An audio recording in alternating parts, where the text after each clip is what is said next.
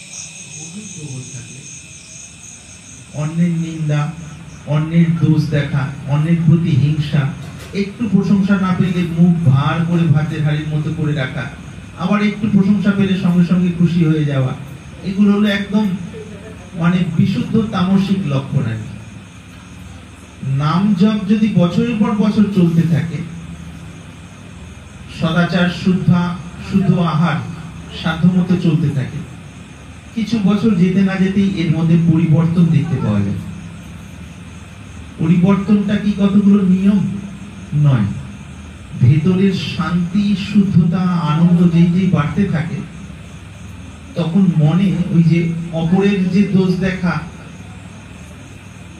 বা যে তামসিক ভাবগুলো বললাম সেই বিষয়গুলো আপনা আপনি কমে যেতে থাকে এটা যত যত বাড়তে থাকে যত যত এগুলো কমতে থাকে তামসিক তত তত এদিকে নির্মলতা বাড়ে প্রথমে নির্মলতা বাড়ে তারপর আনন্দ আসে এটা জানতে হয় আর কি আধ্যাত্মিক ক্ষেত্রে প্রথমে শান্তির আবির্ভাব হয় বা শান্তির ভূমিতে আনন্দের হিল্লোল মানে ঢেউ আসতে থাকে প্রথমে সাময়িক পরে ধীরে ধীরে বাড়ে শান্তি আসার জন্যই নিজের কাছে নিজের সৎ যে হ্যাঁ আমার মধ্যে এত ভুল ত্রুটি আছে শরীরধারী আমার মধ্যে আমি সততার সাথে সংশোধন করার চেষ্টা করব যেখানে খুলে বললে আমার মনের ভার হালকা হবে সেই খুলে বলাটাই আমার মূল কাজ সেখানে লুকালে আমি লাভবান বা লাভবতী হব না বরঞ্চ ঠকে যাব এই হলো সাধনের একটা গোপন রহস্য যে যত মলিনতা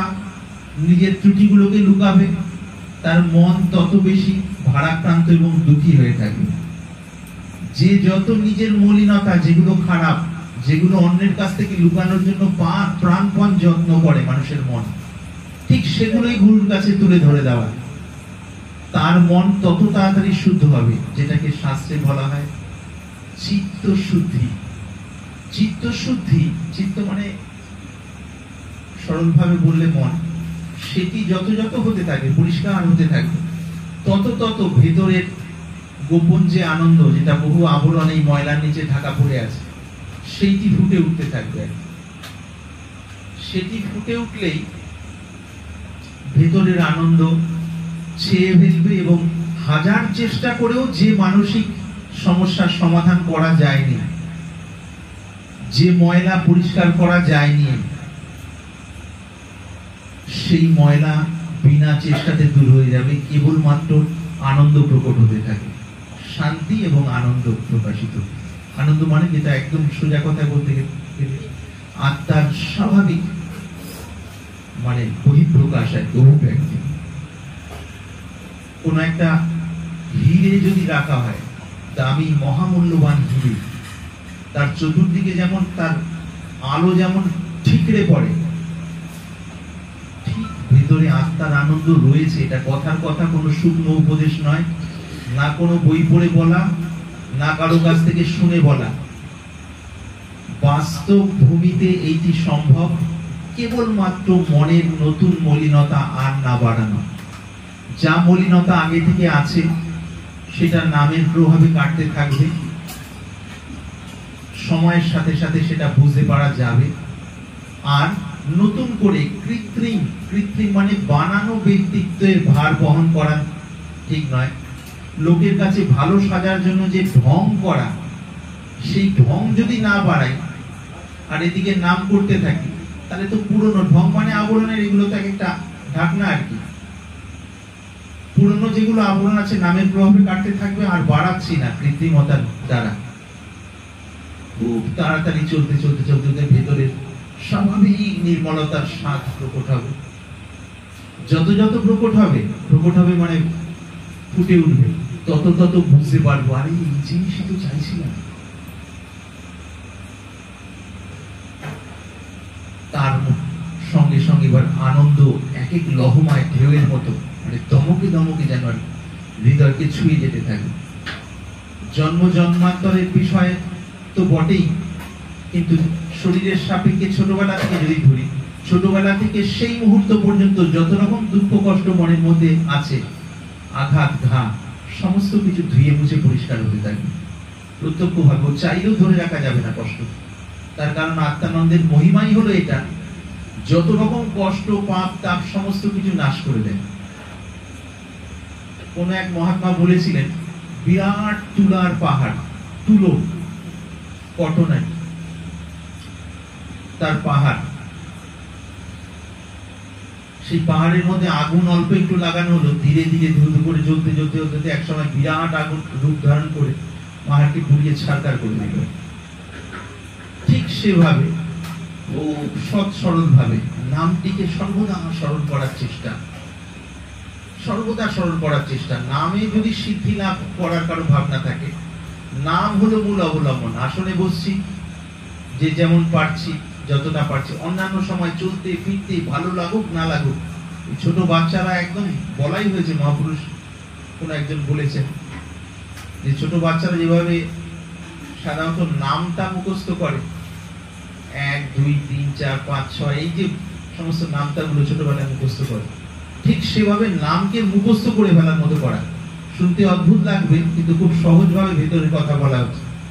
এটা করার ফলটা কি হবে, মানে ওই যে মন একাগ্র হোক, ধ্যান লাগুক, এগুলো সমস্ত মানে এক হিসেবে সাময়িক কতগুলো বিষয় ছাড়া কিছু না। এগুলো দ্বারা চিরে ভিজবে না কোনোভাবে। চিরে ভিজবে অর্থাৎ ভেতরের মূল যে খিদে তখনই মিটবে যদি নিরন্তর নাম করতে করতে করতে করতে ভেতরের সংস্কার ধুয়ে মুছে যায়। সংস্কার ধুয়ে মুছে গেলে শাশ্বত শান্তি ধীরে ধীরে প্রকট হতে পারে।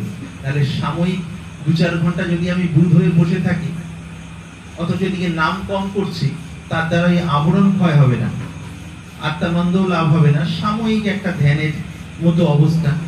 কিন্তু সেই ধ্যানের অবস্থাটাও একসময় অসহ্য লাগবে, তার কারণ ধ্যানের অবস্থাটার পিছনে দিব্য আত্মজ্ঞান নেই, ওটা সাময়িক একটা ঘুম মেরে থাকা, তো সেটা কোনো লাভের নয়। অনেকে ধ্যান ধারণার বিষয়ে শুনে টুকটাক এদিকার ওদিকার অভ্যাস করে এই ধরনের সংস্কারের মধ্যে ফেসে সাধন জীবনটা নষ্ট হয়ে যায়। সেজন্য বিশুদ্ধভাবে একদম স্পষ্টভাবে নাম করার, যারা শ্বাস প্রশ্বাসে পেয়েছেন তারা শ্বাস প্রশ্বাসে,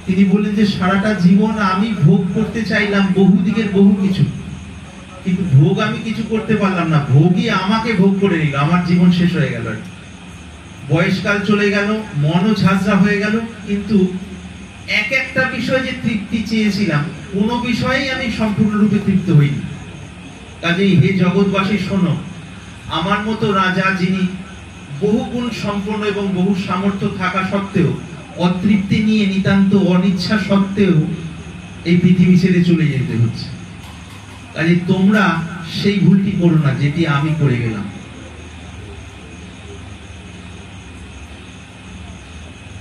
খুব সার জিনিস।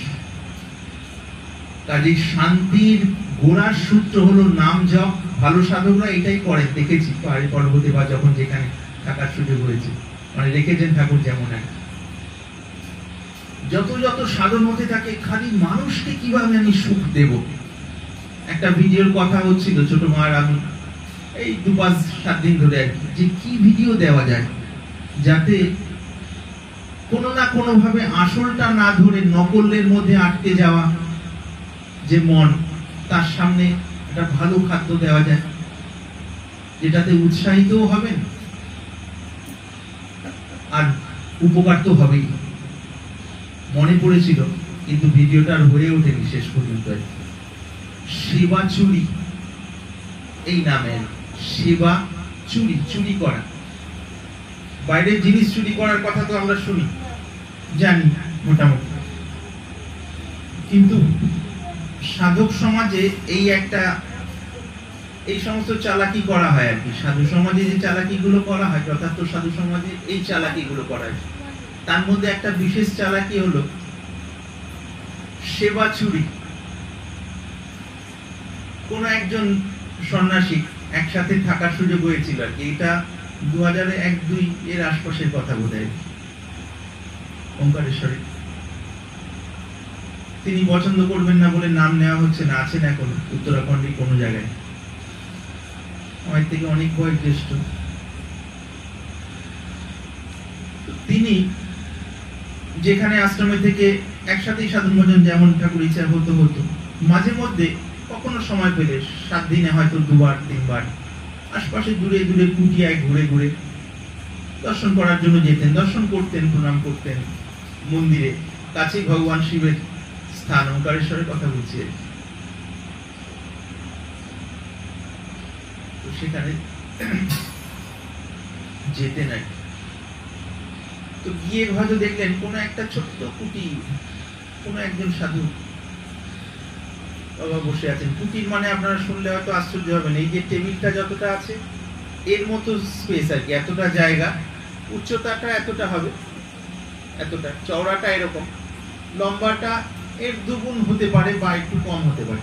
তার মধ্যে কিছু কম্বল টম্বল, ওর মধ্যেই আসন, ওর মধ্যেই ওনার যে উপাস্য দেবতার ছবি ইত্যাদি ইত্যাদি, যার যেমন উপাসনা সেইভাবে। তো সেইভাবে উপাসনা, তার বয়স তখন হয়তো 67 বছর, 67, 68, 69, যার কথা বলা হচ্ছে। তো হঠাৎ দেখলেন যে এইরকম একটা, প্রণাম করলেন, দুটো একটা কথা বললেন, কথাবার্তা বলে বুঝলেন উনি যে সাধুর কথা বলছি তার বয়স তখন 45 হয়তো হবে, 40 থেকে 45। তিনি দেখেন লো আচ্ছা আচ্ছা ঠিক আছে, এনার কিভাবে চলে ভক্তদের মাধ্যমে টুকটাক করে, কিন্তু সেরকম ভাবে ভক্তরা আসেনও না। অনেক রকম অবস্থা থাকে তো সাধন পথে, তো বাইরের আতিশয্য নেই, লোক অনেক সময় বাইরের আতিশয্য দেখে আসেন, বা সেরকম আধ্যাত্মিক যদি অবস্থা জাগরণ হয় সেই একটা টানে না, কিন্তু মাঝামাঝিও তো অবস্থার মধ্যে দিয়ে ভগবান অনেককে নিয়ে যান, যে বাইরের আতিশয্য নেই, মিথ্যেও নন মানুষটি, আবার সেইরকম আধ্যাত্মিক উন্নতিও হয়নি, অথচ সাধু বেশে আছেন বহু বছর, কাউকে পাখি ইত্যাদি দেন না, সেভাবে অল্প স্বল্প উপাসনা করার চেষ্টা করেন। তো ওই যে সাধু মহারাজের কথা বলছি, কম বয়সী 40-45, তিনি দেখে প্রণাম করলেন, কিছুক্ষণ কথাবার্তা বলে 8 ঘন্টা রইলেন। এইটুকু 2-3টে ইট, ওখানে একটু কাঠ জ্বালিয়ে সামান্য একটা কমণ্ডলের মধ্যে চায়ের জল গরম করে, ওর মধ্যে ওটা ধুনি আর কি, ওর মধ্যে চায়ের জল গরম করে, হয়তো নাগা সম্প্রদায় বা অন্য সম্প্রদায় বিভিন্ন ধারা, তো তার মধ্যে একটু জল চাপিয়ে তার মধ্যে কটা চা পাতা দিয়ে করেছেন যে এই সাধু মহারাজ গেছেন, তো আমার কাছে তো আর তো কিছু নেই, এইটাই ভগবানকে নিবেদন করে তাকে দেই, এইটুকু একটা ভারের মধ্যে করে।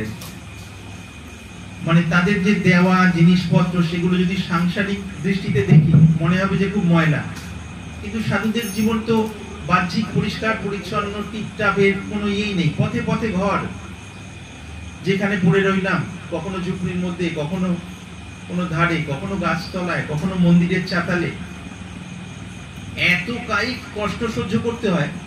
সে জীবন সংসারে থেকে যারা আমরা চলি বা চলছেন তাদের পক্ষে সত্যি সত্যি কল্পনা করা অনেক সময় মুশকিল।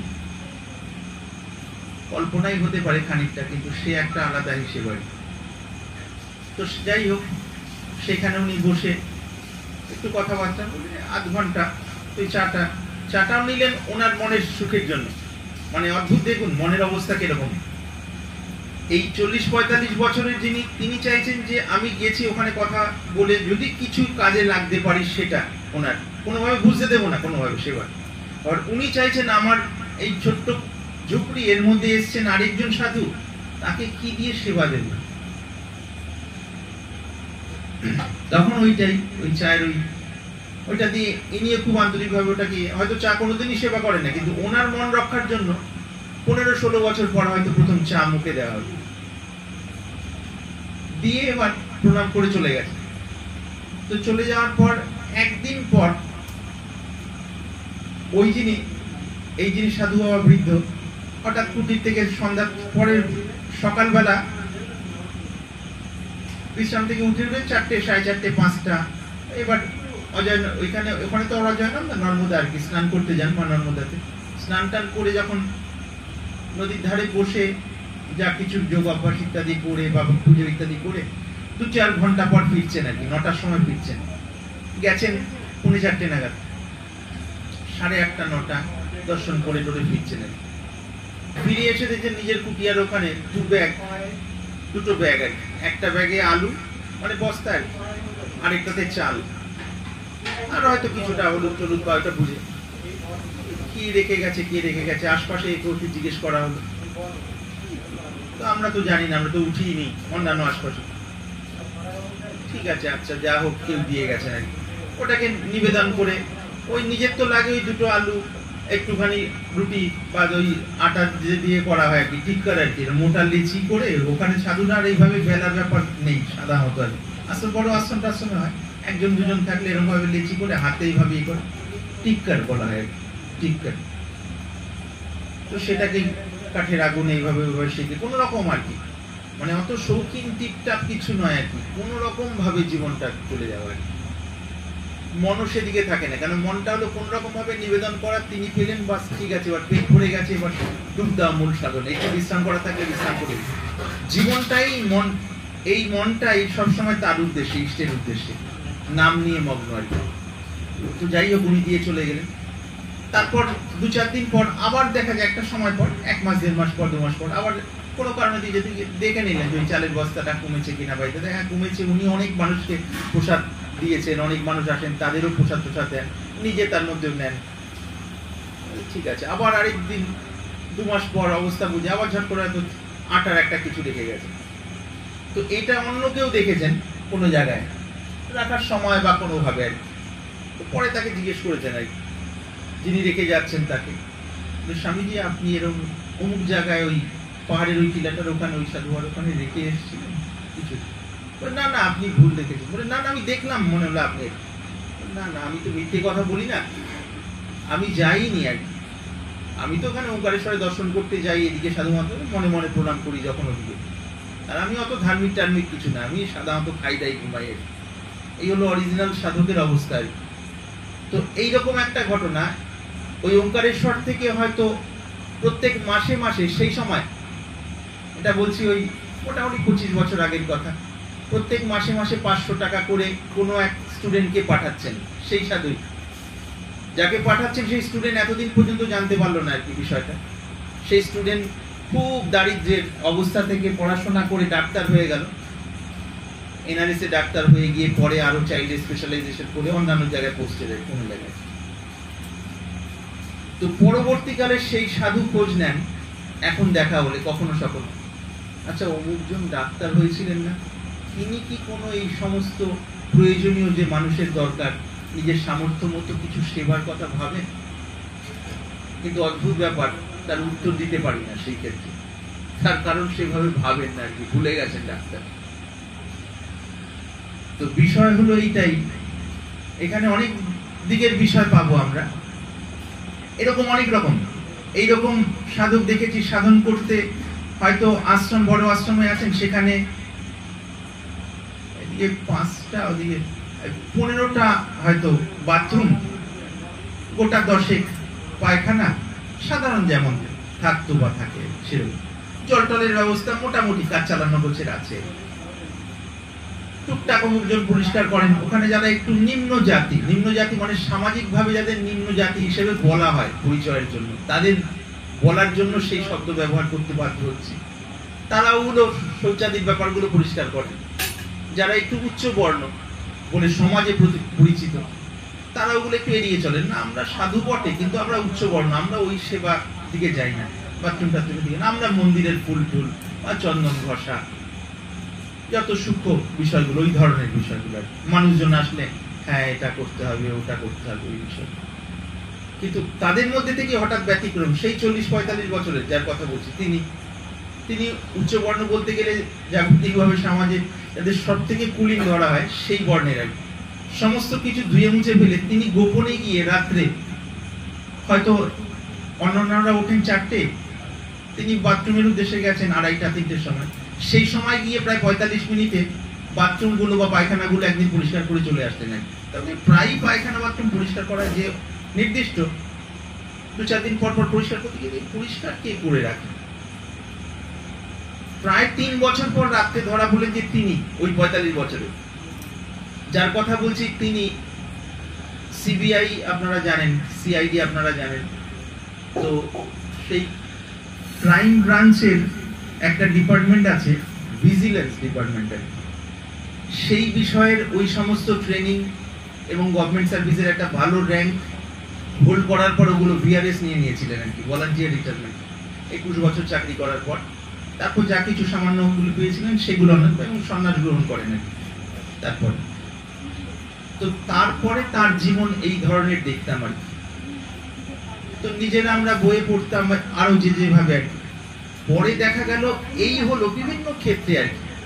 রান্নার ক্ষেত্রে, রান্না আমরা করতে গেছি, আটা মাখার দায়িত্ব আমার, হঠাৎ করে দেখা গেছে যে আমার আগে গিয়ে উনি কোনো সময় আটা মেখে চলে যাবেন না, যোগানন্দ এরপরে তো অন্য ওইখানে ঝাড়ু দেওয়ার ব্যাপারগুলো আছে, ওগুলোতে যাবে, ওখানে গেলে 1.5 ঘন্টার আগে ফিরতে পারবে না বাসন টাসন, তার আগে এই 15 মিনিটেরটা আমি চলে যাই। তো দৌড়ে দৌড়ে এসেছি আমি করার জন্য, এসে দেখি যে ওই কাজগুলো হয়ে গেছে। কে করলেন? মনে হয় আপনি করেছিলেন? না না রে, আমি তো জানি না বিষয়গুলো, এদিক ওদিক বলে। তো এগুলো কিন্তু দেখুন আপাত দৃষ্টিতে সত্য নয়, মিথ্যা, কিন্তু এই মিথ্যা হলো কল্যাণকারী। এতদিন পর্যন্ত জানতেই দেননি মানুষকে। এরকম আরো একাধিক সাধককে দেখার সুযোগ হয়েছে। তো আমরা যেমন নিজেদের সুখ বুদ্ধির জন্য, নিজেদের জীবনটাকে পরিপাটি ভাবে সাজানোর জন্য একদম উদ্গ্রীব হয়ে থাকি শয়নে স্বপনে, সাধকদের জীবন ঠিক বিপরীত। আমি তো বেঁচেই থাকছি, বেঁচে থাকার জন্য যে খাওয়া সেটা তো পাচ্ছি, তাহলে এবার কিভাবে আমি মুক্তির সূত্র, এটা একদম সোজাসুজি, কিভাবে আমার আশপাশের মানুষজন সুখী হবে, যত পারি তাদের বুঝতে দেব না ঘুণাত করে। মানুষ খারাপ কাজ বা অন্যায় কাজ যেমন গোপনে করে, ঠিক সেই মানসিকতা থাকবে ভালো কাজ করার জন্য। এইভাবে যদি কেউ এগিয়ে যান, মনের বন্ধন শীঘ্র কেটে গিয়ে এই শরীর থাকতে জীবন মুক্ত অবস্থা ফুটে ওঠে। তখন আর খুব বেশি বিরাট জটিল কিছু করতে হয় না, কেবলমাত্র নাম, কিভাবে মানুষের সুখ হবে। আমি রাস্তা দিয়ে যাচ্ছি, সাইকেলে ঝাট করে একটা মানুষের সামনে জোরে করে চলে গেলাম, বয়স্ক মানুষ একটু ভয় পেয়ে গেলেন, তার মানে বুঝতে হবে যে আমার আসলে সাধারণ জ্ঞান কিছু নেই। আমার যাওয়াটা এমন হবে যেন আমার যাওয়ার জন্য যতদূর সম্ভব অন্য মানুষ কোনোভাবেই কষ্ট না পান। বিশেষ কোনো পরিস্থিতিতে হলো আলাদা ব্যাপার, শুধু মানুষ নয়, অন্যান্য জীবজন্তু। এই যে সেন্সিটিভিটি, সংবেদনশীলতা বা ভেতরের সূক্ষ্ম সূক্ষ্ম অনুভূতিগুলো, সাধন ভালো হলে এগুলো ফোটে, এবং এগুলো ফোটাটা সাধনের ক্রমশ বিকাশ হচ্ছে, এগোচ্ছে, এইটা লক্ষণ। এই বিষয়ে কোনো সংশয় নেই। तो महाराज जी बोलते ना कि बस लोगों को सुख पहुंचाने की प्रयास करे भावना যে কিভাবে মানুষ ভালো থাকবেন, বাহ্যিক ভাবে ভালো যতটা সম্ভব, এবার আন্তরিক ভাবে ভালো যতটা আমার রেঞ্জে ভালো, গোপনে যেটা পাচ্ছি না রেঞ্জের বাইরে, অন্তত তীব্র ইচ্ছা, ওই ইচ্ছাটাই আমার যে রিপুর প্রতি যে অ্যাটাচমেন্ট, স্থূল বিষয়ের প্রতি যে বন্ধন, সেটাকে কেটে দেয়। এটা হলো ভেতরের রহস্য। এইরকম করতে করতে চলতে চলতে খুব শীঘ্র বন্ধন কেটে যায়, আর বন্ধন কেটে গেলেই ভেতরের নির্মল আনন্দ ফুটে উঠতে থাকে। তো সাধন প্রাণবন্ত হওয়া দরকার। আমরা হয়তো কোনো জায়গায় কোনো সেবা কাজের মধ্যে আছি, ওই সেবা চুরি যেটা বলছি। আরেকজন ছিলেন যার নাম এর আগে কয়েকবার করেছি, আজকে আর করতে চাইছি না। আমরা সবাই শুয়ে পড়েছি যথারীতি রাত্রে 12টা পর্যন্ত। ওই একটা সময় আশ্রমে নিয়ে হচ্ছে যে সারাদিন কেউ না কেউ আসনে বসে জব করবেন আর কি। আরেকজন সেই সময় হয়তো অন্য সেবা কাজ, তিনি যখন ওর থেকে ফ্রি হবেন টুকটাক অন্য কাজ করে আবার বসবেন, এরকম। তো একজন আমাদের মধ্যে ছিলেন, তিনি রাত্রে হঠাৎ একদিন বাথরুমের জন্য উঠেন, ফট ফট ফট চপ্পলের আওয়াজ, হাওয়াই চপ্পল আর কি, একটা ধাপে ধাপে মতো ছিল ওখানে।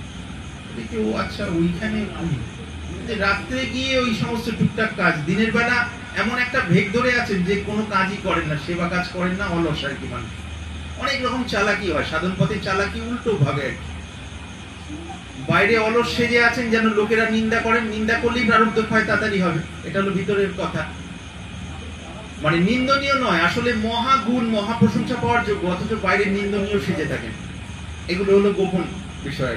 তিনি সেটা থাকতেন, আর নামের মধ্যে থাকতেন, বাহ্যিক ভাবে লোকেরা মনে করতেন অলস, অথচ দেখা গেছে তিনি পরিশ্রমী।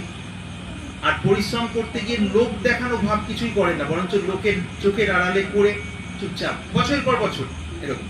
কখনো হঠাৎ হয়তো কেউ একদিন দেখে ও না আজকে উঠেছিলাম, এদিক ওদিক করে কথা বলি। মানুষ কি নিজের স্বার্থের জন্য এগুলো করতে থাকে, আর সাধকের স্বার্থ দেখুন কিরকম। বারবার ওই মন শুদ্ধ মন শুদ্ধ মন শুদ্ধ বলা হয়, ভিডিওতে একঘেয়ে লাগতে পারে হয়তো, কিন্তু মন শুদ্ধ হলেই তো পরম প্রাপ্তি হয়। মন শুদ্ধির পথের এগুলো কিছু কিছু নজির, দৃষ্টান্ত। যত যত হতে থাকে তখন মনে হয় আমার জীবনের দিন চলে যাচ্ছে, কিভাবে মানুষের কাজে লাগবো, কত রকম ভাবে লাগতে পারি। গৃহবধূ কেউ যদি হন, গৃহবধূ ভাববেন যে স্বামী সন্তান এদের আমি কত রকম ভাবে সেবা দিতে পারি। হে ঠাকুর, আমার শরীরকে মনকে সুস্থ এবং শুদ্ধ রাখো, যেন আমি সেবার বিনিময়ে কিছু না চাই। রৈরপ্রস্থ শরীর টেকার, তার জন্য তো আহার তিনি জুটিয়েই দিচ্ছেন। কামনা বর্ষণার বোঝা এখানে বাড়াচ্ছি কেন? স্বামী যদি হন, স্ত্রী সন্তান তাদের আমি কিভাবে কত শুদ্ধ আনন্দ দেব। প্রতিবেশী যারা আছে তাদের আমার দ্বারা যেন কষ্ট না হয়, যদি পারি কিছু করব, না হলে কোনোভাবে তাদের বিরুদ্ধে কিছু যেন না করি। পথে চলতে গিয়ে দেখা যাচ্ছে একটা জায়গায় ইট এবড়ো খেবড়ো হয়ে পড়ে আছে, সবাই দেখে চলে যাচ্ছে, একটা বড় ঢেলা, কেউ আর ওটা সরাচ্ছে না, একটু পা দিয়ে করলে সরে যায়, না আমি কেন সরাবো, পাশের লোকটা চলে যায়। এই যে আমি এগুলো ছিল স্বার্থবোধ। সাধক কি করবে? অবশ্যই সরিয়ে দিয়ে চলে যায়। আরো ভালো সাধক এমন টেকনিক্যালি সরালেন, কাউকে জানতে দিলেন, কি রে আরে তুই বড় ইয়ে হয়ে গেছিস, মানে মানব দরদি হয়ে গেছিস তুই, আবার আরে না না পায়ে হঠাৎ লেগে গেছিল, তারপর কি করবো, পা ঝাড়তে গিয়ে কাজও হলো, এবং কাজ করার ফলে যে অন্যের প্রশংসায় অহংটা পুষ্ট হতো সেটাও হচ্ছে না। খুব তাড়াতাড়ি চঞ্চ করে মনটা শুদ্ধ হয়ে গিয়ে সেই নির্মল আত্মানুভূতির মধ্যে প্রবেশ করে। এই হলো রহস্য।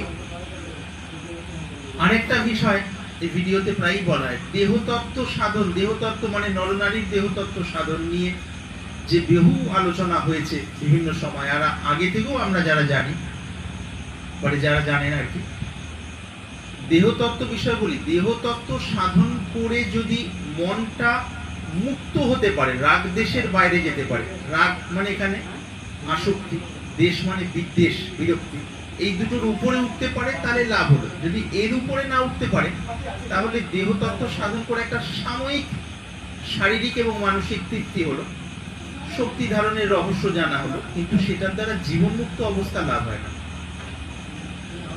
কাজেই অনেক সাধকদের সাথে দেখা হয়েছে যারা এক একটা স্তরে আটকে আছেন, তো যে অঞ্চলে আমাদের আশ্রমটা, এই অঞ্চলে এই ধরনের সাধনার বিশেষ চর্চা রয়েছে, কিন্তু বেশিরভাগ ক্ষেত্রে দেখা গেছে ওই একটা মানে পার্টিকুলার সেক্টরে একটা বিশেষ অংশ শক্তি ধরন রহস্য জানা আর এবং ওই সাধনের মধ্যেই থাকা, কিন্তু সেটা তারা যে মুক্তির জায়গাটায় বাস্তব ক্ষেত্রে যেতে দেখা যায় না। তো বাস্তব ক্ষেত্রে যে পথেই যাই, মূল জায়গা হলো এই যে সরলতা, ছল কপট আর না করা, নিজেকে ভক্ত হিসেবে দেখানোর জন্য নতুন নতুন ভেগ না ধরা, চালাকি করে বেশি কথা না বলা, যে যার দ্বারা আমি নিজেকে ভক্ত হিসেবে প্রমাণ করার চেষ্টা করছি, একেবারে না, তার দ্বারা তো ক্ষতি হয়ে যাচ্ছে ভেতরে। চাইছি আমি শুদ্ধ সুন্দর ফুলের বাগান, যে ফুলের বাগানে বহু রকম ফুল রয়েছে। ফুলের বাগান মানে আধ্যাত্মিক অবস্থায় ফুলের বাগান একটা দৃষ্টান্ত দেওয়া হলো, কিন্তু আমি চলছি আবর্জনার মধ্যে দিয়ে। আবর্জনা হলো কৃত্রিমতা, লোক দেখানো, ভক্তের ভেগ ধরা। তাহলে কখনো হবে? আজ একটু সহজ সরল ভাবে চলা। আমি যে একটা বিরাট ধার্মিক বা বিরাট আধ্যাত্মিক পথের প্রতি, এইটাকে প্রকাশ করার চেষ্টা নয়, বরঞ্চ সৎভাবে সরলভাবে যতটা সাধনের গভীরে যেতে পারি, যত বেশি নাম করতে পারি। গুরু নির্দেশ পালন করলে কি হয়? অহং ক্ষয় হয়ে যায়, গুণের আবির্ভাব হয়, কিন্তু গুণের অহংকার থাকে না। আর নিজের চেষ্টা দ্বারা যদি গুণ প্রকট হয়, কিন্তু গুণের পিছনে অহংকারটা থাকে। অহংকার ইষ্ট দর্শন বা সমাধি দুটোর কোনোটাতেই মানে পৌঁছতে দেয় না। সৎ সরল ভাবে লেগে থাকতে থাকতে প্রকাশ হবে। আর বর্তমান সময় চতুর্দিকে এত নকল আর এত বিজ্ঞাপন, তো আমাদের এইটি ভাবনা যে এই যে সুন্দর সুন্দর যন্ত্র বা যে সুযোগ সুবিধা ঠাকুর কাউকে না কাউকে মাধ্যম করে দিচ্ছেন, এগুলো যেন সৎ ব্যবহার হয় এবং সার্থক হয় আর কি। সব ব্যবস্থাগুলো সার্থক হলো আপনাদের জীবনে যেন সেই মূল শান্তির বিষয়টি ফুটে ওঠে, যেটি সবারই মন চায়। কেউ হয়তো আমরা অতটা বুঝি, কেউ হয়তো একটু কম বুঝি, বা বুঝলেও হয়তো শব্দ দিয়ে বলতে পারি না, কিন্তু চাই আমরা সবাই।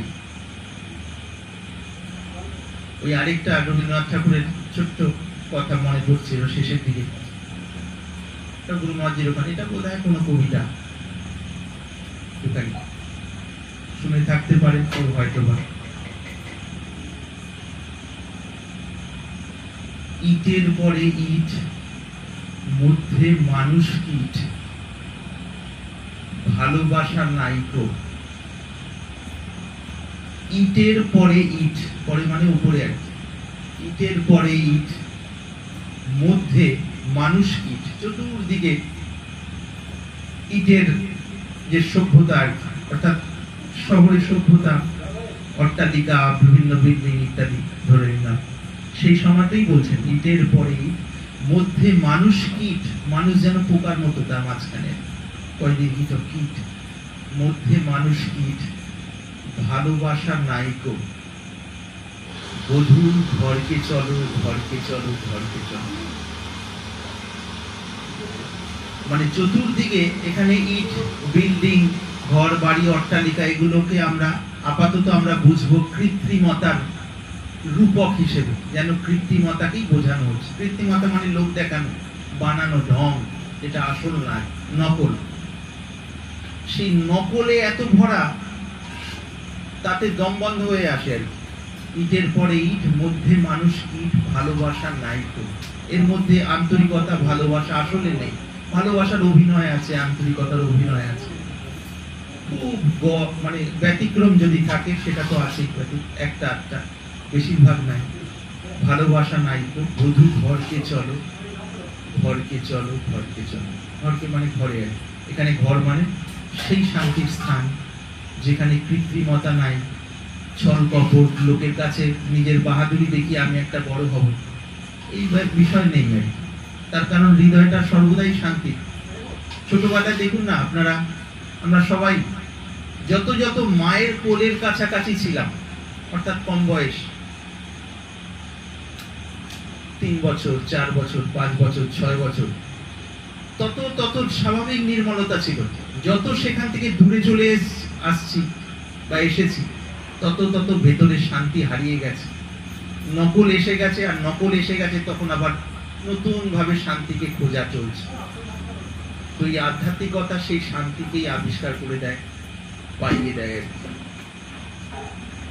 তো এত কথা সার যেটা বারবারই আদান প্রদান করতে চাইছি, কোনো বানানো লোক দেখানোর দিকে যাব না। তবে এতদিনের অভ্যাস তো অনেকেরই মনের মধ্যে হয়তো এই বানানো ভাব বারে বারে আসবে, কিন্তু বানানো ভাব যখনই আসছে সঙ্গে সঙ্গে যদি টের পাই, বুঝতে পারি, সজাগ হবারে আমি এনার কাছে নিজেকে বিশেষ দেখানোর জন্য এই কাজটা করে কি বাহাদুরি করতে যাচ্ছি। এই করতে যাওয়ার মধ্যে দিয়েই তো নিজের মনের আরো ভারটা বাড়লো, মন তো হালকা হলো না, শান্তি পেল না, কষ্ট পাচ্ছে বড়। তাহলে আমি যদি এই পথে এসেও কষ্ট আমার দিনে দিনে বাড়তে থাকে কোনো না কোনো ভাবে, তাহলে এলাম কেন? এইভাবে নিজেকে নিজের মনের সাথে নিজে কথা বলা, এরম বলা, সঙ্গে সঙ্গে নাম করা, এই করতে করতে করতে করতে আস্তে আস্তে পরিষ্কার হয়ে আসে। আমরা যখন বারবার ব্যর্থ হতাম নিজের জীবনে, সাধনের বহুবার ব্যর্থতার মধ্যে দিয়েই তো সাধন পথ মানে বুক ঝাঁঝরা হয়ে যাওয়া, শারীরিক কষ্টের বিভিন্ন পরিস্থিতির মধ্যে দিয়ে, মানে ওই আগুনে বলা হয় না, ফায়ার টানেলের মধ্যে দিয়ে আর কি, মানে ফায়ার চেম্বারের মধ্যে দিয়ে আর কি, যেন পাস করে মানুষকে, বা কাঠ যেমন রোদে জলে ফেলে ফেলে সিজন করা হয়, যথার্থ এই পথের প্রতীকের জীবন সেভাবে ঝাঁঝরা করে করে আনা হয়। তো তার মধ্যে দিয়ে গুরুদেব বলতেন, তারপরে বহুবার ব্যর্থ হতাম মানসিকভাবে, শারীরিকভাবে।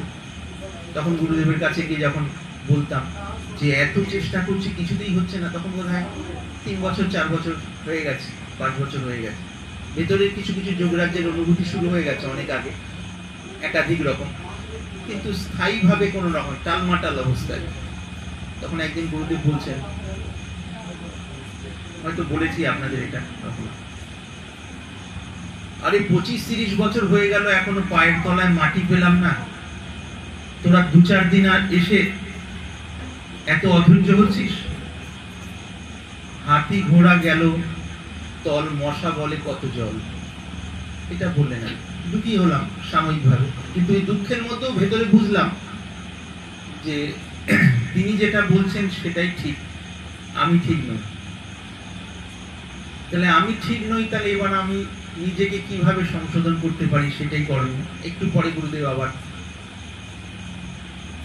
এসে ওখান থেকে একটা বই তুলে নিয়ে, ওই ম্যাগাজিন আর কি, পত্রিকা, কোনো মাসিক পত্রিকা হোক বা যাই হোক, ওর মধ্যে গুরু নানকের একটি বাণী কিছু লেখা আর কি, বাংলা হরফে লেখা ছিল, ওটা পড়ে শোনালেন। কথাটা আপনারা হয়তো শুনেছেন কয়েকবারই। ধীরে ধীরে রে মনা, ধীরে সব কুছ হোয়ে, মালি সিंचे 100 ঘরা, ঋতু আয়ে ফুল হয়ে। মনকে বলছেন সাধক, হে মন, ধীরে ধীরে ধৈর্য ধর, ধীরে ধীরে সবকিছু হয়। এক্ষুনি যদি মালি 100 কলসি জল গাছে দিয়ে দেন, সঙ্গে সঙ্গে তো ফুল ফল হয় না। ফুল ফল হওয়ার জন্য ঋতুর জন্য অপেক্ষা করতে হয়, সময়ের জন্য অপেক্ষা করতে হয়। ঠিক তেমন সাধন ভজনও করা, অন্তর্শুদ্ধি হওয়া এবং তার কৃপার জন্য ধৈর্য ধরে অপেক্ষা করে থাকা, এটা তিনি বললেন। তখন সেই দুঃখের মধ্যে থেকে আবার একটা নতুন প্রেরণা পেলাম, উৎসাহ পেলাম, আবার নতুন উৎসাহে লেগে গেলাম। বলা হয় মানে যথার্থ গুরু কিরকম, পুরোনো সময় এরকম হতো, হয়তো এখনো বা অনেক জায়গায় হয়, মাটির কলসি তৈরি করা হয়েছে ছোট ছোট, একটু শুকিয়েছে রোদে দেওয়াতে, কিন্তু ভালো করে শুকিয়েছে কিনা, কলসির যে মুখটা তার ভেতরে হাতটা দিয়ে বাইরের যে গোল জায়গাটা, ওখানে ছোট্ট কাঠের মধ্যে দিয়ে আস্তে আস্তে ঠুকে ঠুকে দেখেন, যেটা আওয়াজ হচ্ছে না, নরম না, এটা আরেকটু শুকাতে হবে, যেটা একটু দিলে টান টান করে আওয়াজ হচ্ছে না, শুকিয়েছে। অর্থাৎ একদিক থেকে গুরুর আঘাত, আবার আরেক দিক থেকে সাহারা যেটা, সেটাও তারই। তো সাধন পথে চলতে চলতে এই যে মন আছে, মনটাকে কাপড় কাচার মতো কাচা হবে, একদম শুদ্ধ পবিত্র হয়ে গেলে তখন ভেতরের আলো আনন্দ ফুটে উঠবে। কথার কথা নয়, বাস্তবেই ফুটে উঠবে, তখন এই মরণশীল শরীরের মধ্যেই আনন্দের ঘট প্রতিষ্ঠিত হয়।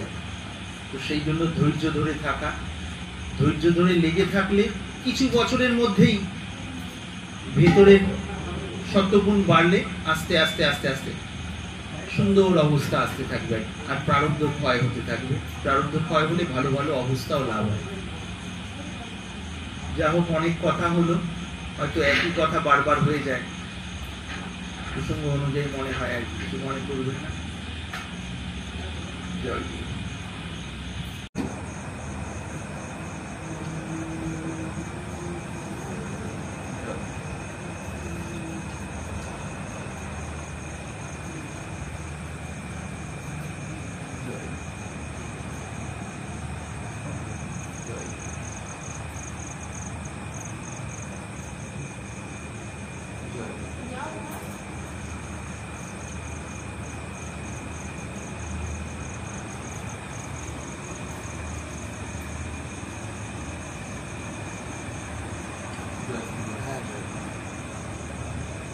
এসব সময় কিছুকে দিয়ে দেয়।